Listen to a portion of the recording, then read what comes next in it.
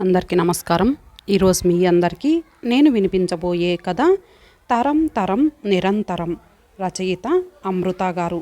ఇక కథలోకి వెళితే, అప్పుడే మెలకువ వచ్చిన గణపతి ఆ వేళ ఆదివారమని గుర్తుకొచ్చి కళ్ళు మూసుకొని బద్ధకంగా అలాగే పడుకున్నాడు. బామ్మ అప్పుడే స్నానం చేసేసినట్టుంది. వంటింట్లోంచి భజగోవింద శ్లోకాలు వినిపిస్తున్నాయి.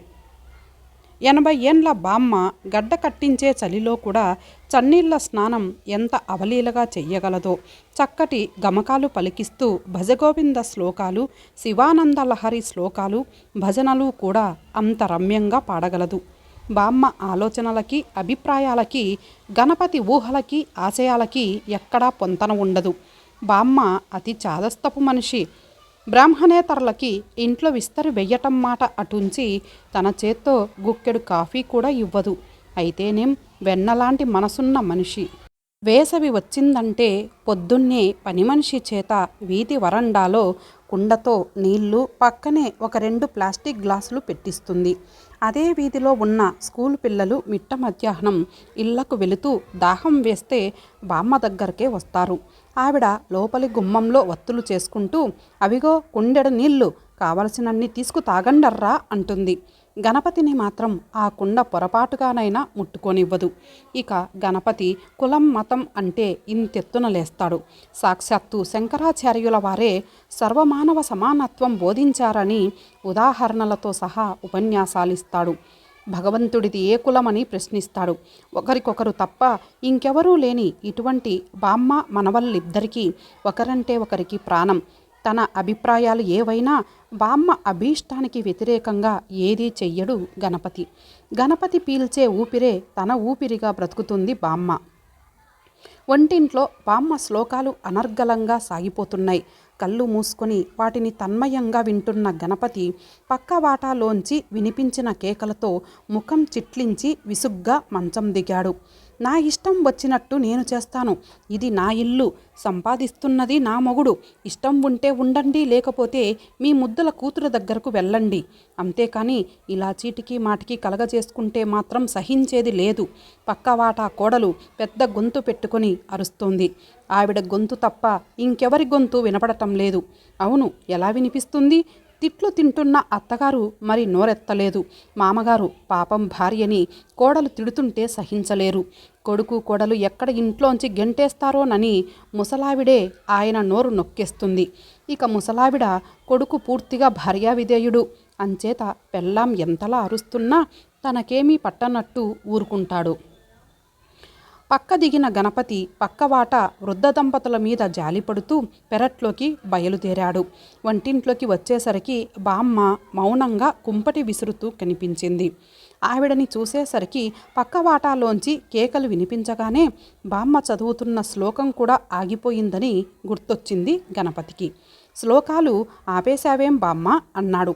విసురుతున్న బామ్మ తలెత్తి చూస్తూ, పక్క శోకాలు వినిపిస్తుంటే మరోపక్క శ్లోకాలు ఎలా సాగుతాయిరా అంది. గణపతి మాట్లాడకుండా వెళ్ళి ముఖం కడుక్కున్నాడు.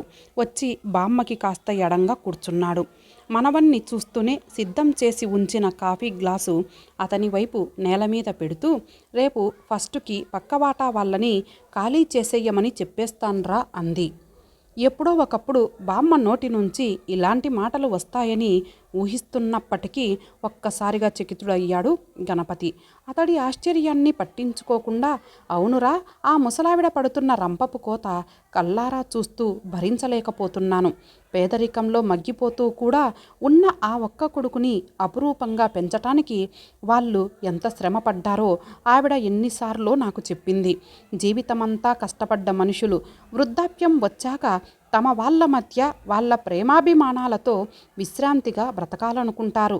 ఒంట్లో శక్తి ఉడిగిపోయి చేతిలో డబ్బు లేక రక్త సంబంధీకులు పెట్టే బాధలు భరిస్తూ వాళ్ళు విదిలించే మెతుకులు కతుకుతూ ఆ బాధ పగవాళ్ళకి కూడా వద్దు అంటూ తన ఆవేదనంతా వెళ్ళబోసుకుంది ఆవిడ. బామ్మ ఆవేశాన్ని చూసి ఒక్క క్షణం చెలించిపోయాడు గణపతి. వెంటనే మాట మారుస్తూ హాస్యంగా, చూసావా, అందుకే నేను కులాలు మతాల కంటే మనుషులే గొప్పవాళ్ళంటాను. పక్కింటి ముసలావిడ బంధువుల పిల్లనే కోడల్ని చేసుకొని ఇన్ని బాధలు పడుతోంది. రేపు మరేదైనా కులానికి చెందిన అమ్మాయి నన్ను పెళ్లి చేసుకొని నిన్ను పువ్వుల్లో పెట్టుకొని చూసుకుందనుకో, అప్పుడేమంటావు అన్నాడు. అతడు ఊహించినట్టే బామ్మ తన బాధనంతా మర్చిపోయి నవ్వుతూ, బడవా, నువ్వు తెలివైన వాడివే కానీ నన్ను బురడి కొట్టించలేవురా అంది. గణపతి కూడా నవ్వి ఏం అన్నాడు. ఈ ఒక్క కోడలు ఇలా చంపుకు తింటోందని కులాన్నే వెళ్ళేస్తామా? ఆచారి గారి కోడల్ని చూడు, ఆ పిల్లకి అత్తమామలంటే ఎంత అభిమానం గౌరవం ఉన్నాయో మడి ఆచారం చక్కగా పాటిస్తుంది. మహాలక్ష్మమ్మ కోడలు చూడు, ఉద్యోగం చేస్తున్నా పిసరంత గర్వం కూడా లేదు. ఎంత అణకువ, ఎంత విధేయత. ఆపు తల్లి ఆపు. గణపతి చేతులెత్తి దండం పెట్టాడు.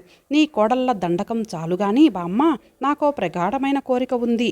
ఏమిట్రాది? బామ్మ ఆసక్తిగా ప్రశ్నించింది. కులం మతం అంటూ పాకులాడకుండా చక్కగా చదువుకొని నీలా రాగయుక్తంగా శ్లోకాలు చదువుతూ నిన్ను అభిమానంగా చూసుకునే అమ్మాయిని పెళ్లి చేసుకోవాలని ఉంది. మనవడికి తన మీద ఉన్న అభిమానానికి బామ్మ కళ్ళు చెమర్చాయి. అయినా ఆవిడ మనవడి పాయింటుని గ్రహించి చప్పున కొంగుతో కళ్ళు ఒత్తేసుకుంటూ, దానికేం భాగ్యంరా వెర్రి నాగన్నా, అలాంటి పిల్లలు కావలసినంత మంది ఉన్నారు.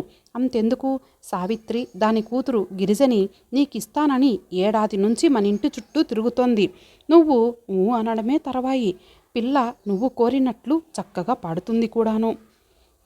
తను వేసిన బాణాన్ని కూడా బామ్మ తిప్పిపారేయటంతో ఉక్రోషంగా లేచి నిలబడ్డాడు గణపతి. ఆ పిల్లని పెళ్లి చేసుకొని ఆవిడగారి పాటలు వింటూ తరిద్దాం. లేకపోతే ఆవిడగారు శయనించాక శ్రీదేవి భూదేవిలా నువ్వు నేను చెరోకాలు పడదాం. ఆ సావిత్రమ్మ నిన్నేమైనా కాకాపడుతుందేమో. ఇప్పుడే చెబుతున్నా, నేను ఆ గిరిజని మాత్రం నా కంఠంలో ప్రాణం ఉండగా చేసుకోను అంటూ ఖచ్చితంగా చెప్పేసి గబగబా ముందు గదిలోకి వెళ్ళిపోయాడు. మనవడి కోపానికి నవ్వుకుంటూ పనిలో నిమగ్నమైంది బామ్మ. చెప్పినట్టే ఫస్ట్ కల్లా పక్క వాటా ఖాళీ చేయించేసింది బామ్మ. 2 వాటాలున్న ఆ ఇంటి గేటుకి టూలెట్ అన్న అట్టబోర్డు గణపతి చేత తగిలించింది. టూలెట్ బోర్డు పెట్టిన రోజు సాయంత్రమే బామ్మ ఇంటి ముందు అరుగు మీద కూర్చొని పక్కింటి మహాలక్ష్మమ్మతో కబుర్లు చెబుతుండగా గేటు తీసుకొని 22 ఒక అమ్మాయి లోపలికి వచ్చింది. భుజాల చుట్టూ కొంగు కప్పుకొని కొంగు మీదుగా హ్యాండ్ బ్యాగ్ తగిలించుకొని అలసిపోయిన ముఖంతో వస్తున్న ఆ అమ్మాయి వైపు ఆసక్తిగా చూస్తూ, ఎవరు కావాలమ్మా అని ప్రశ్నించింది బామ్మ. ఆ అమ్మాయి కొంచెం తడబడుతూ టూలెట్ బోర్డు వైపు చూపిస్తూ, ఆ బోర్డు చూసి వచ్చానండి, ఇల్లు కావాలి అంది. ఓహో అలాగా, బాగానే ఉంది కానీ మరోలా అనుకోకపోతే నీ కులం ఏమిటో చెబుతావా? బామ్మ ప్రశ్నకు ఆ అమ్మాయిల పెదవులు తడి చేసుకుంటూ బ్రాహ్మణులమండి అంది. ఆ మాట వినగానే బామ్మ ముఖం ప్రసన్నమైంది.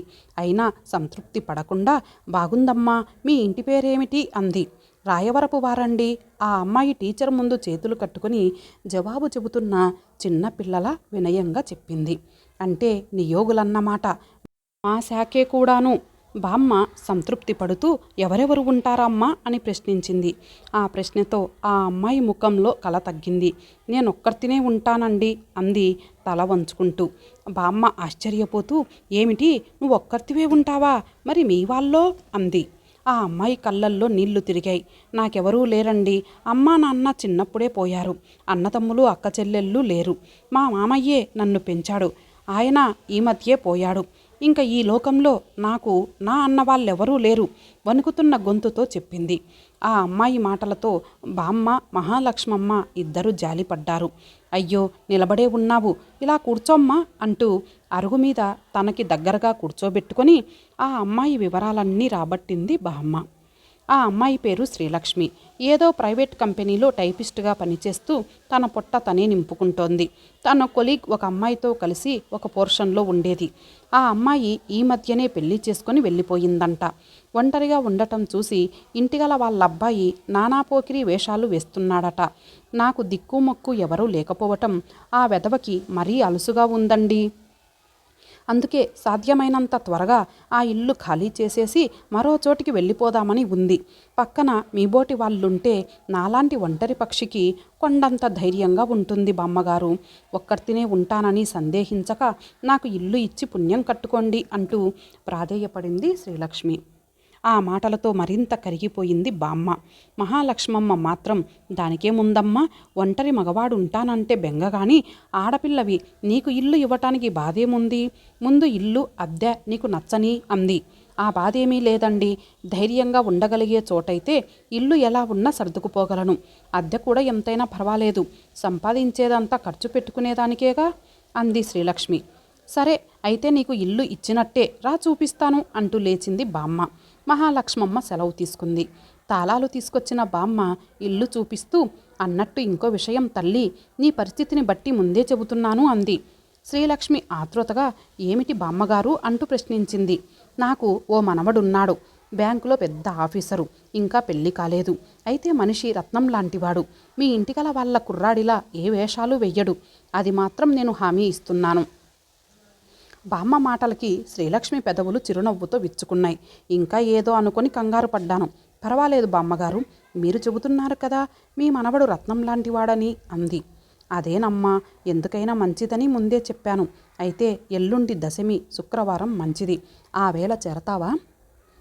శుక్రవారం శనివారం 2 రోజులు సెలవు పెట్టి శుక్రవారం చేరిపోతాను, సోమవారానికల్లా ఇల్లు సర్దటం కూడా అయిపోతుంది అంది శ్రీలక్ష్మి. అన్న ప్రకారమే శుక్రవారం పొద్దున్నే సామానుతో సహా వచ్చేసింది శ్రీలక్ష్మి. ఆ రోజంతా సామాను సర్దుతూనే ఉంది. బామ్మ మధ్యలో 1-2 సార్లు వెళ్ళి ఇల్లు పొందిగ్గా సర్దుతున్న తీరుని, వంటింటి పక్కనే ఉన్న చిన్న దేవుడి గదిలో పెట్టిన దేవుడి ఫోటోల్ని, భగవద్గీతని చూసి మెచ్చుకుంది. మర్నాడు శనివారం ఎప్పటిలాగే తెల్లవారుజామునే లేచి స్నానాధికాలు, పూజా పునస్కారాలు పూర్తి చేసుకుని తులసి మొక్క మొదట్లో నీళ్లు పొద్దామని బయటికి వచ్చిన బామ్మ తులసి కోట దగ్గర శ్రీలక్ష్మిని చూసి ఆగిపోయింది. తలంటుకున్న బారెడు జుట్టు కొసలు ముడిపెట్టుకుని, ఎర్రటి నారచీర కట్టుకుని, పసుపు రాసుకున్న పచ్చటి పాదాలతో కళ్ళు మూసుకొని చేతులు జోడించి బాలసూర్యుడికి అభిముఖంగా నిలబడి నిశ్శబ్దంగా ఏదో చదువుతోంది శ్రీలక్ష్మి. ఆమె భ్రుకుటి మధ్యలో మెరుస్తున్న ఎర్రటి కుంకుమ మీద ఉదయ సూర్యుడి కిరణాలు పడి ఆమె ముఖం మరింత దీప్తివంతమవుతోంది. చూడముచ్చటైన ఆ దృశ్యాన్ని చూస్తూ మైమరచిపోయినట్టు అలాగే నిలబడిపోయింది బామ్మ. కొద్దిసేపటి తర్వాత కళ్ళు తెరిచిన శ్రీలక్ష్మి బామ్మని చూస్తూనే కంగారుగా పక్కకి తప్పుకుంటూ, అయ్యో మీరు నిలబడిపోయారా, ఈవేళ శనివారం కదా అందుకని అంటూ నసికింది. బామ్మ నవ్వుతూ, పర్వాలేదమ్మా, నిన్ను ఇలా చూస్తుంటే నేను పూజ చేసినప్పటికంటే తృప్తిగా ఉంది అంది మనస్ఫూర్తిగా. శ్రీలక్ష్మి నవ్వి ఇంట్లోకి వెళ్ళిపోయింది.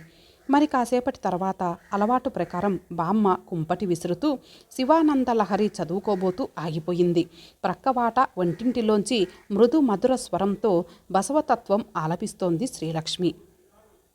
బామ్మ కుంపటి విసరటం కూడా మర్చిపోయి వింటూ ఉండిపోయింది. బామ్మ పాలు పొంగిపోతున్నాయి అంటూ వెనక నుంచి వినిపించింది గణపతి మాటలు. ఆ మాటలతో తెప్పరిల్లి చెమర్చిన కళ్ళు తుడుచుకుంటూ, ఆహా, నక్కల ఊలల స్థానంలో కోయిల పంచమస్వరం చోటు చేసుకుందిరా అంది. ఆ అమ్మాయి పాట గురించేనా ముఖం తుడుచుకుంటూ అడిగాడు గణపతి. బామ్మ అవునన్నట్లు తల ఊపింది. పాటే కాదురా, ఆ పిల్లే ఒక మంచి ముత్యం, చక్కటి రూపం, రూపానికి తగ్గ ఒద్దిక, వినయం, ఆ ప్రవర్తన అసలు ఈ కాలపు పిల్ల కానే కాదు అంది. ఆహా, ఆవిడగారు ఓ పాట పాడి కాస్త దేవుడికి దండం పెట్టేస్తే చాలు, అంత మంచిదైపోయిందేం? గణపతి వెక్కిరించాడు. చాలేరా, ఆ పిల్ల గురించి నీకేం తెలుసు? ఇదిగో సందర్భం వచ్చింది కాబట్టి చెబుతున్నాను, నువ్వు మాత్రం ఆ పిల్ల జోలికి పోమాకు. ఆ పిల్ల కనిపిస్తే చప్పున ఇంట్లోకి తప్పుకో. ఇంతకు ముందున్న ఇంటిగల వాళ్ళ కుర్రాడు ఏవో వెధవ్వేషాలు వేశాడట. బామ్మ మాటల్ని మధ్యలోనే ఆపుచేస్తూ కోపంగా లేచి నిలబడ్డాడు గణపతి. చాలే, ఇంతోటి గుణసుందరి నాకు దొరకదని నేను మా లక్ష్మీ వెనకాలే పడతానా? అలాంటి వెధవ బుద్ధులు నాకేం లేవు. ముందొచ్చిన చెవుల కంటే వెనకొచ్చిన కొమ్ములు వాడని ఆ పిల్ల నిన్నగాక మొన్న వచ్చిందో లేదో నాకే బుద్ధులు చెప్పించేటంత గొప్పదైంది నీకు అంటూ విసురుగా వెళ్ళిపోయాడు. బామ్మ నవ్వుకుంటూ తిరిగి పనిలో నిమగ్నమైంది. 15 రోజులు గడిచాయి. శ్రీలక్ష్మి బామ్మకి మరింత దగ్గరైంది.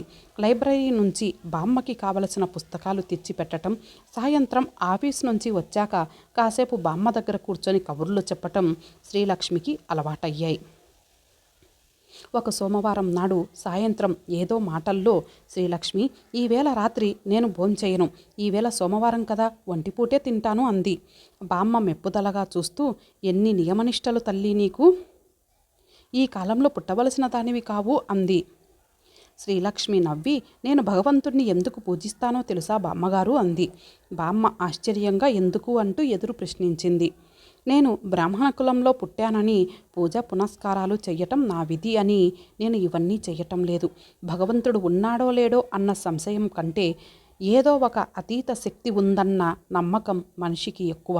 ఆ భగవంతుడు కరుణామయుడు, ఆపద్బాంధవుడు, బీద గొప్ప తేడాలు, కులమత తారతమ్యాలు, మంచి చెడ్డల విచక్షణలు కూడా లేకుండా అందరినీ రక్షిస్తాడు. అందుకే పరమ నీచుడు కూడా నన్ను రక్షించు భగవంతుడా అని కష్టం వచ్చినప్పుడు ఏడుస్తాడు. మన వెనుక ఒక శక్తివంతమైన అండ ఉందని, మనం ఆపదల్లో ఉంటే కాపాడుతుందని ఉన్నటువంటి ప్రబలమైన నమ్మకమే మనిషికి కొండంత ధైర్యాన్ని ఇస్తుంది. నేను కూడా ఆ నమ్మకంతోనే ప్రార్థిస్తాను. నన్ను దిక్కులేని దాన్ని చేసిన భగవంతుడు నాకు 2 పూట్ల తినడానికి ఇంత దొరికేలా చేసినందుకు కృతజ్ఞతతో మోకరిల్లుతాను. నాలాగే అనాథలైన వారికి, నాకంటే దౌర్భాగ్య స్థితిలో ఉన్నవారికి నాకు తోచిన సహాయం చేస్తూ భగవంతుడు చేసే పనిలో అనుమాత్రమైన నేను పాలు పంచుకోగలిగానని సంతోషిస్తాను. బామ్మ నోట మాట రానట్టు వింటూ ఉండిపోయింది. చివరికి కాస్త వ్యంగ్యంగా, అయితే ఈ ఒంటిపూట భోజనాలు అవి దేనికోసం అంది. బామ్మ వ్యంగ్యాన్ని గ్రహించిన శ్రీలక్ష్మి నవ్వి, నన్ను పెంచిన మా మామయ్య గొప్ప శివభక్తుడు. ఆయన ప్రతి సోమవారం రాత్రి భోంచేసేవాడు కాదు. అయితే ఇంట్లో వంట మాత్రం యథాప్రకారం తయారయ్యేది. ఆ పూట తను తినే భోజనాన్ని ఇంటికొచ్చిన బిచ్చగాళ్ళకి పంచేవాడు. ఇంతకంటే దానధర్మాలు చేసే శక్తి నాకు లేదు. ఈ ఒక్క పూట నేను మానేసి వాళ్ళకి పెట్టడం వల్ల నా జీర్ణకోశానికి ఆరోగ్యం, వాళ్ళ కాలే కడుపులకి ఇంత అన్నం 2 దొరుకుతాయి అనేవాడు. ఆయన అలవాటే నాకు వచ్చింది. అయితే నేను మాత్రం బిచ్చగాళ్ళకి వెయ్యను. ఎందుకంటే ఈ రోజుల్లో ఎవరు నిజమైన ముష్టివాడో, ఎవరు నాటకాల రాయుడో తెలియటం లేదు. అంచేత నా ఒక పూట భోజనానికి సరిపడే సరుకుల్ని మా ఆఫీసు దగ్గర ఉండే రిక్షావాడికి ఇచ్చేస్తాను. వాడికి భార్య రోగిష్టిది, 3 పిల్లలు. అందరూ రిక్షా వాళ్ళల్లా వాడికి ఏ వ్యసనమూ లేకపోయినా వాడి రాబడి వాడికి చాలదు. ప్రతి సోమవారం నేను ఇచ్చే బియ్యం కనీసం వాడి 3 పిల్లలకి తలో ముద్దైనా వస్తుంది. ఈసారి బామ్మకి నిజంగానే నోట మాట రాలేదు. తెప్పరిల్లిన తర్వాత మనసులో అనుకుంది, నువ్వు పూజలు వ్రతాలు చేసినా చెయ్యకపోయినా భగవంతుడు నిన్ను చల్లగా చూస్తాడు తల్లి. రోజులు గడుస్తున్నాయి. శ్రీలక్ష్మి ఆ ఇంటికి వచ్చి నెల దాటింది. ఒక ఆదివారం నాడు ఉదయం 10 గంటల వేళ శ్రీలక్ష్మి వంటింట్లో ఏదో పని చేసుకుంటూ ఉండగా పెరట్లోంచి అమ్మో చచ్చాన్రా దేవుడా అంటూ బామ్మ కేక వినిపించింది. శ్రీలక్ష్మి చప్పున పెరట్లోకి పరిగెత్తుకు వచ్చింది. పెరట్లో ఉన్న నీళ్ల కుండీ దగ్గర కాలు జారి పడిపోయిన బామ్మ బాధతో మూలుగుతోంది. శ్రీలక్ష్మి చప్పున బామ్మ దగ్గరికి వెళ్ళి చెయ్యి ఆసరా ఇచ్చి లేవదీసి ఇంట్లోకి తీసుకొచ్చి పడుకోబెట్టింది. బామ్మ కాలు నడుము పరీక్ష చేస్తూ వెంటనే డాక్టర్ దగ్గరికి వెళితే మంచిది బామ్మగారు, మీ మనవడు ఏరి అంది. వాడు లేడే అమ్మా, ఎవరో స్నేహితుడి పెళ్ళట, పొద్దుననగా వెళ్ళాడు, రాత్రికి కానీ రాడు మూలుగుతూ చెప్పింది బామ్మ. సరే నేను వెళ్ళి మన వీధిలోనే ఉన్న డాక్టర్ని తీసుకొస్తాను, మీరు కదలకుండా అలాగే పడుకోండి అని చెప్పి శ్రీలక్ష్మి గబగబా వెళ్ళి డాక్టర్ని తీసుకొచ్చింది. బామ్మని పరీక్ష చేసిన డాక్టరు ఫ్రాక్చర్ ఏమీ కాలేదని, కాలు బెనికి ఉంటుందని చెప్పి నొప్పి తగ్గటానికి ఏదో ఇంజెక్షన్ చేసి మాత్రలు ఆయింట్మెంటు రాసిచ్చి వెళ్ళిపోయాడు. శ్రీలక్ష్మి వెళ్ళి మందులు తీసుకొచ్చింది. టాబ్లెట్ తీసి బామ్మకి ఇవ్వబోతూ నీరసంగా పడుకొని ఉన్న బామ్మని చూసి ఇంతకీ మీరు భోంచేశారా అని అడిగింది. బామ్మ లేదన్నట్లుగా తల ఊపింది. అయ్యో, అయితే టాబ్లెట్ భోంచేసి వేసుకుందరు, కానీ ముందు అన్నం తినండి. అన్నము వద్దు, సున్నము వద్దు. పక్క మీద కదులుతుంటేనే ప్రాణం పోతున్నంత బాధగా ఉంది. ఇక లేచి వెళ్ళి అన్నం తినటం కూడానా? ఈ పూటకి ఇంత కాఫీ తాగి పడుకుంటానులే అంది బామ్మ. బామ్మ మాటలకు శ్రీలక్ష్మి నవ్వుతూ, అన్నం తినకపోతే మరింత నీరసపడిపోతారు, ఎముకలేం విరగలేదని డాక్టర్ చెప్పాడు కదా, సాయంత్రం మళ్ళీ వచ్చి చూస్తానన్నాడు. ఈ లోపల మందులు పనిచేసి కాస్త నొప్పి సర్దుకుంటుంది. నేను వెళ్ళి అన్నం కలిపి తెస్తాను, ఇక్కడే స్టూలు వేసుకుని తినండి అంది. బామ్మ ముందు ససేమిరా ఒప్పుకోలేదు. ప్రాణం పోయినా మంచం మీద కూర్చొని అన్నం తిననని మొండికేసింది. చివరికి శ్రీలక్ష్మి నచ్చజెప్పగా అయిష్టంగానే ఒప్పుకుంటూ, అందుకే మన పెద్దవాళ్ళు సునాయాస మరణం కావాలని భగవంతుణ్ణి ప్రార్థించేవారు. ఒక్క పూటకే నేను ఇంత బాధపడుతుంటే రోజుల తరబడి మంచాన పడి తీసుకునే వాళ్ళు ఇంకెంత బాధపడతారో. నిన్న ఏకాదశి ఉపవాసం ఉన్నాను. ఈవేళ ద్వాదశి. భోజనం మంచం నడుమెక్కి కూర్చొని తినే ప్రాప్తం ఉన్నట్లుంది అంది. బామ్మ ఒప్పుకోగానే ఆవిడకి అన్నం తీసుకురావటం కోసం వంటింటి వైపు కదలబోతున్న శ్రీలక్ష్మి ఆ మాటలతో ఆగిపోయింది. వారం రోజులు గడిచాయి. బామ్మ ఇప్పుడిప్పుడే పని అంతా చేసుకోగలుగుతోంది. 2 రోజుల పాటు నొప్పితో బాధపడ్డ బామ్మకి సమస్త ఉపచారాలు శ్రీలక్ష్మి చేసింది. ఒక 4 రోజుల పాటు వంట కూడా శ్రీలక్ష్మికే అప్పచెప్పి ఆమెని కూడా తమ ఇంట్లోనే భోజనం చెయ్యమంది బామ్మ. పెళ్లి నుంచి వచ్చాక విషయం తెలుసుకున్న గణపతి కూడా శ్రీలక్ష్మి చేసిన సహాయానికి కృతజ్ఞతలు చెప్పుకున్నాడు. ఆమె తమ ఇంట్లో తిరుగుతున్న 4 రోజులు ఆమె కంటబడకుండా బుద్ధిగా ఎడంగా మసిలాడు. ఒకనాడు సాయంత్రం గణపతి బ్యాంకు నుంచి వచ్చేసరికి శ్రీలక్ష్మి వాటాకి తాళం కప్ప కనిపించింది. అది చూడగానే గణపతి కనుబొమలు ముడుచుకున్నాయి. క్రితం రాత్రి ఈరోజు ఉదయం కూడా ఆమె జాడలేదు. ఇంటికి తాళం వేసే ఉంది. 2 రోజులుగా ఆమె ఎక్కడికి వెళ్ళినట్లు సందేహిస్తూనే బామ్మని అడిగాడు గణపతి. ఏదో పుస్తకంలో బొమ్మలు చూస్తున్న బామ్మ తలెత్తి ఎక్కడికో వెళుతుంది. ఆ అమ్మాయి ఆరా నీకెందుకురా అంది. గణపతి మొహం ముడుచుకుంటూ పక్క వాటాలో ఉంటున్న మనిషి కదా, 2 రోజులుగా కనిపించలేదని అడిగాను. అది తప్పేనా అన్నాడు. బామ్మ మళ్ళీ పుస్తకంలోకి చూస్తూ మరి కనపడదులే, నేనే పొమ్మన్నాను అంది. గణపతి ఉలిక్కి పడ్డాడు. నువ్వే పొమ్మన్నావా? ఎందుకు? ఇల్లు ఖాళీ చేసి వెళ్ళిపోయిందా అంటూ ఆతృతగా ప్రశ్నల వర్షం కురిపించాడు. ఏదో నీ కట్టుకున్న పెళ్ళాన్ని నేను తగలేసినట్లు ఆ కంగారేమిట్రా? ఆ పిల్ల అసలు రంగు బయటపడింది. పొమ్మన్నాను. మరో ఇల్లు దొరికేదాకా ఉంటానంది. అందాక ఏ స్నేహితురాలి ఇంట్లోనో ఉండుగాని నా ఇంట్లో మరొక్క క్షణం కూడా ఉండటానికి వీల్లేదన్నాను. వెళ్ళిపోయింది అంది బామ్మ. అచేతనంగా వింటున్న గణపతి ఏమిటి నీకు కనిపించిన అసలు రంగు అన్నాడు. ఆ పిల్లది మన కులం కాదట. బామ్మే తిరిగి అందుకుంటూ బ్రాహ్మణ పిల్లనని చెప్పి నన్ను మోసం చేసింది. కులం గోత్రం చక్కా ఏకరువు పెట్టి బుట్టలో వేసి ఇల్లు సంపాదించుకుంది. నిన్న ఆ పిల్ల లేనప్పుడు తన స్నేహితురాలెవరో వచ్చి అసలు విషయం చెప్పింది. వెంటనే తగలేశాను అంది. గణపతి ఒక్కసారిగా సర్వశక్తులు ఉడికిపోయిన వాడిలా నేలన చతికిలబడుతూ ఆ అమ్మాయి నిన్నేమీ మోసం చెయ్యలేదు బామ్మ అన్నాడు. బామ్మ ఏదో అనబోయింది. గణపతి ఆవిడని వారిస్తూ ఆగు, నన్ను చెప్పని. శ్రీలక్ష్మి నిన్నేమీ మోసం చెయ్యలేదు. మోసమంటూ చేస్తే చేసింది నేను అన్నాడు. ఈసారి బామ్మ నోరు తెరిచింది. అవును, శ్రీలక్ష్మిని నేను ప్రేమించాను. ఆ అమ్మాయిలో నువ్వు నేను ఇష్టపడే గుణాలన్నీ ఉన్నాయి. తను పూర్తి శాకాహారి కూడా. మాంసాహారం అంటేనే అసహ్యించుకుంటుంది. అయినా నీకు కావలసిన కులపు పిల్ల కాదు. అంత మాత్రాన నేను ఆ అమ్మాయిని వదులుకొని మరో కులమింటి కోతిని పెళ్లాడలేకపోయాను. ఇలాంటి పిల్లలు మన కులంలో లేరా అని నువ్వు అడగచ్చు. కానీ వాళ్ళెవరూ నాకు తారసపడలేదు. ఇటువంటి అమ్మాయి మన కులం పిల్లే అయ్యి ముందుగా నాకు పరిచయమై మేమిద్దరం ప్రేమించుకుంటే అంతా నీకు అనుగుణంగానే జరిగి ఉండేది. నేను కులం దాటి వెళ్ళేవాణ్ణి కాను. కానీ నేను తొలుతగా ఇష్టపడ్డ శ్రీలక్ష్మి నా దురదృష్టవశాత్తు మన కులం అమ్మాయి కాదు. ఆ మాట వినగానే నేను నీ గురించే కంగారు పడ్డాను. కానీ చేజిక్కిన రత్నాన్ని కులం కోసం వదిలేసి మన కులంలో మరో రత్నం కోసం వెతుక్కోవటం అవివేకం అనిపించింది. ఆ మాటే శ్రీలక్ష్మితో చెప్పాను. తను ముందు ఒప్పుకోలేదు. నీకు నచ్చిన అమ్మాయినే చేసుకోమంది. నేను తనకి నచ్చజెప్పాను. తనని నువ్వు చూస్తే తప్పకుండా ఇష్టపడతావని చెప్పాను. కానీ తనని నీ దగ్గరికి ఎలా తీసుకురావటమా అన్నది ఒక సమస్య అయ్యింది. నా అదృష్టం కొద్దీ నువ్వు పక్కవాట ఖాళీ చేయించేశావు. వెంటనే నేనే శ్రీలక్ష్మిని నీ దగ్గరికి పంపించాను. నువ్వు ఇంటి పేరు అది అడుగుతావని నాకు తెలుసు. అందుకే నీకు చెప్పవలసినవన్నీ ముందుగానే చెప్పి పంపించాను. నువ్వు తృప్తిపడి ఇల్లిచ్చావు. తర్వాత శ్రీలక్ష్మి గుణగణాలు కూడా నీకు నచ్చాయి. కాలుజారి నువ్వు పడిపోయినప్పుడు కూడా తను నీకు కన్న కూతురి కంటే ఎక్కువ చేసింది. కానీ నువ్వేం చేశావు? నువ్వు ఎంతో అభిమానించే అమ్మాయిని కేవలం కులం కోసం వెళ్ళగొట్టేశావు. అలాగే కానీ నేను తన కోసం వెళ్ళను. కనీసం ఎక్కడుందో అనైనా వెతకను. కానీ ఒక్క సంగతి గుర్తుంచుకో, ఈ జన్మకి శ్రీలక్ష్మిని మర్చిపోయి ఇంకో అమ్మాయిని చేసుకోవటం అనేది మాత్రం కలలో మాట. భార్య అనేది వండి పెట్టడానికి, సంసారం చెయ్యటానికే కాదు, మనసారా కలిసి జీవించటానికి కూడా. ఆ సహజీవనం నాకు ఒక్క శ్రీలక్ష్మితోనే సాధ్యపడుతుంది. అంచేత ఇంకా నా పెళ్లి గురించి మర్చిపో.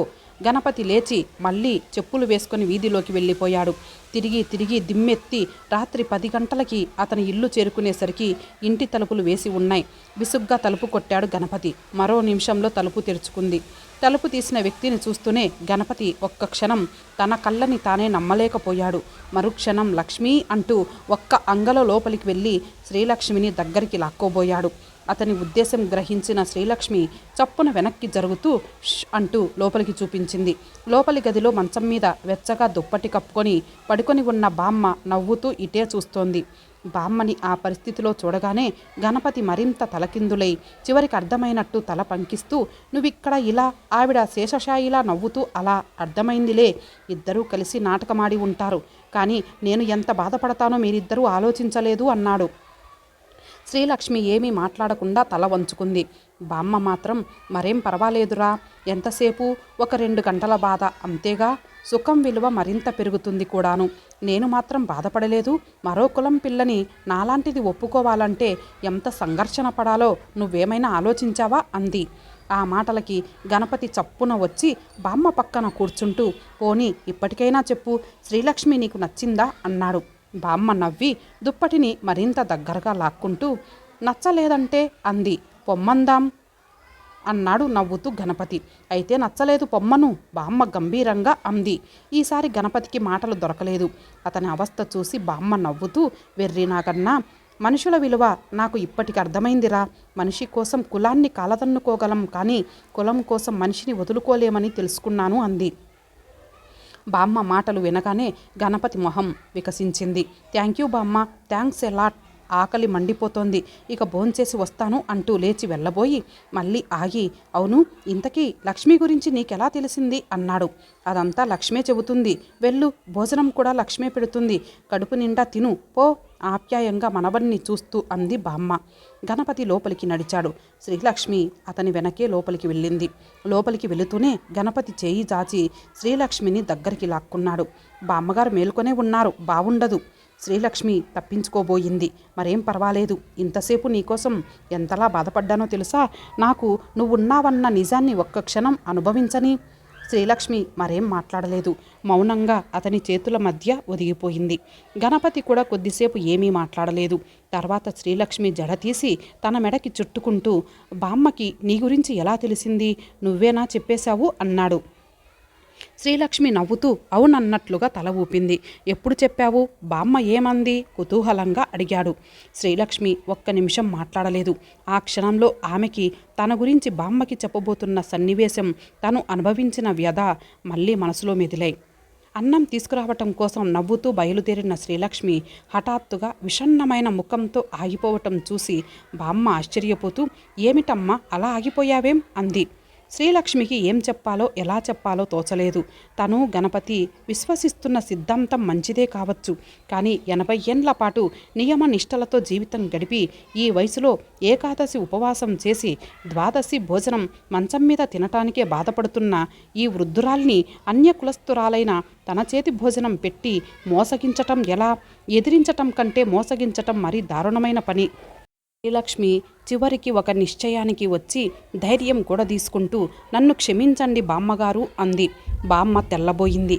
ఏమిటమ్మా ఈ క్షమాపణలేమిటి మనలో మనకు అంది. శ్రీలక్ష్మి ఇక ఏమీ దాచలేదు. అంతా పూసగుచ్చినట్టు బామ్మకి చెప్పేసింది. మేము బ్రాహ్మణులం కాదు బామ్మగారు అన్న మాట శ్రీలక్ష్మి నోటి నుంచి వినేసరికి బామ్మకి సర్వప్రపంచం తలకిందులైనట్లయింది. మిగతా కథంతా వినేసరికి సజీవ ప్రతిమల నోట మాట లేకుండా అయిపోయింది. నన్ను నమ్మండి బామ్మగారు, మీకు ఆయన అంటే పంచప్రాణాలని, ఆయన తప్ప మీకు ఎవరూ లేరని తెలిసాక మరొక అమ్మాయిని చేసుకోమని ఎంతగానో చెప్పాను. ఆయన వినలేదు. నేను ఆయన్ని వదిలి వెళ్ళలేకపోయాను. నేను మీ కులం దాన్ని కాకపోవచ్చు, కానీ ధర్మం పట్ల అనురక్తురాల్ని, పూర్తి శాకాహారిని. మా మామయ్య పెంపకంలో సమస్తము నేర్చుకున్నాను. నన్ను ఈ ఇంటి కోడలిగా రానివ్వండి. ఆత్మీయులు లేని నాకు దొరికిన ఆయన అభిమానం నుంచి దూరం చెయ్యకండి అంటూ ప్రాధేయపడింది. చిట్ట చివరికి బామ్మ నోరు విప్పింది. నువ్వెవరో నాకు చెప్పకుండా ఉండాలని మీరు నిశ్చయించుకున్నప్పుడు హఠాత్తుగా ఇదంతా నువ్వు నాకెందుకు చెబుతున్నట్టు? ఇప్పటిదాకా నేను మీతో చనువుగా మసలినా నా చేతి మంచినీళ్లు కూడా మీకు ఇవ్వలేదు. మీ ఆచారాలు నియమాలు నాకు తెలుసు. అయినా మీకు దెబ్బ తగిలింది అన్న కంగారులో అవన్నీ మర్చిపోయి మీకు నా చేతి భోజనం పెట్టబోయాను. కానీ మీరు ఏకాదశి ద్వాదశి అనటంతో నాకు స్పృహ వచ్చినట్లయింది. ఆయన మిమ్మల్ని ఎదిరించి నన్ను చేసుకున్నా పర్వాలేదు, కానీ ఈ అబద్ధాలతోనే మిమ్మల్ని ఒప్పించి చేసుకోవటాన్ని మాత్రం నేను అంగీకరించలేను. అది దొంగతనంగా వెన్నుపోటు పొడవటం అనిపిస్తుంది. అందుకే ఆ ఉద్దేశంతోనే మిమ్మల్ని మోసగించి నా చేతి భోజనం పెట్టలేకపోయాను. అంతా మీకు చెప్పాను. మీరు అంగీకరిస్తే నేనే పెడతాను, లేకపోతే మీ మనవడు వెళ్ళిన చోటు నాకు తెలుసు, వెళ్ళి ఆయన్ని తీసుకొస్తాను అంది శ్రీలక్ష్మి. బామ్మ ఏమీ మాట్లాడలేదు. మౌనంగా కళ్ళు మూసుకొని సమాధిలో కూర్చున్నట్లు కూర్చుంది. చాలాసేపు ఎదురు చూసిన శ్రీలక్ష్మి నిశ్శబ్దంగా అక్కడి నుంచి లేచి వెళ్ళబోయింది. ఇంతలో బామ్మ కళ్ళు తెరిచి, ఎక్కడికి వెళ్తున్నావు అంది. మీ మనవన్ని తీసుకురావటానికి నిర్లిప్తంగా అంది శ్రీలక్ష్మి. బామ్మ నవ్వి, అక్కర్లేదులే, అన్నం తీసుకురా అంది. శ్రీలక్ష్మి సంభ్రమంగా చూసింది. బామ్మ నవ్వుతూ, పరాయి ఇంటి పిల్లవి కదా అని ఇందాక కాస్త మొహమాట పడ్డాను. నా మనవడికి కాబోయే భార్యవి, ఇంకా మొహమాట పడకుండా హాయిగా తింటాను. అక్కడే చిన్న జాడీలో నిమ్మకాయ ఉంది, కాస్త వేయి, పుల్ల పుల్లగా బాగుంటుంది అంది. శ్రీలక్ష్మి చెమర్చిన కళ్ళు తుడుచుకుంటూ సరేనన్నట్లుగా తల ఊపి కన్వాశ్రమంలో లేడీ పిల్లల గెంతులేస్తున్న మనసుతో వంటింట్లోకి పరిగెత్తింది. బాగుంది, ఇదంతా జరిగి వారం రోజులైనా నువ్వు నాకు చెప్పలేదు. ఇంతకీ నిన్నట్నుంచి తాళం పెట్టుకుని నాకు చెప్పకుండా ఎక్కడికి వెళ్ళినట్టు? గణపతి చిరుకోపంగా అడిగాడు. శ్రీలక్ష్మి నవ్వుతూ, బామ్మగారు మీకు చెప్పొద్దన్నారు. తనని ఇంకా ఇలా ఎన్నాళ్ళు ఆడిస్తారో చూస్తానన్నారు. నిన్న మధ్యాహ్నం నా ఫ్రెండు ఒక అమ్మాయి బెజవాడ నుంచి వచ్చింది. ఈ ఊర్లో ఈవేళ పొద్దున్న వాళ్ళ పిన్నిగారమ్మాయి పెళ్ళి. చాలా కాలానికి కలిశామని నన్ను బలవంతంగా లాక్కుపోయింది.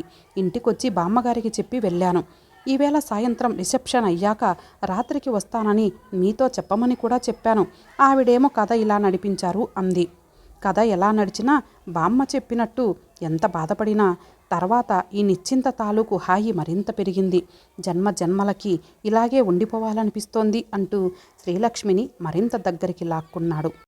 తరానికి తరానికి నిరంతరంగా సాగే యుద్ధంలో మానవత్వంతో గెలిచిన పాతతరం వెచ్చగా దుప్పటిలోనూ, మంచితనంతో గెలిచిన యువతరం ఒకరి చేతుల్లో ఒకరు కులమత భేదాలు, బీద గొప్ప తారతమ్యాలు తెలియని గూటిలో గువ్వల్లా నిశ్చింతగా ఒదిగిపోయారు. ఇంతటితో ఈ కథ సమాప్తం. మరలా మరొక మంచి కథతో కలుద్దాం. అంతవరకు సెలవు. నమస్తే.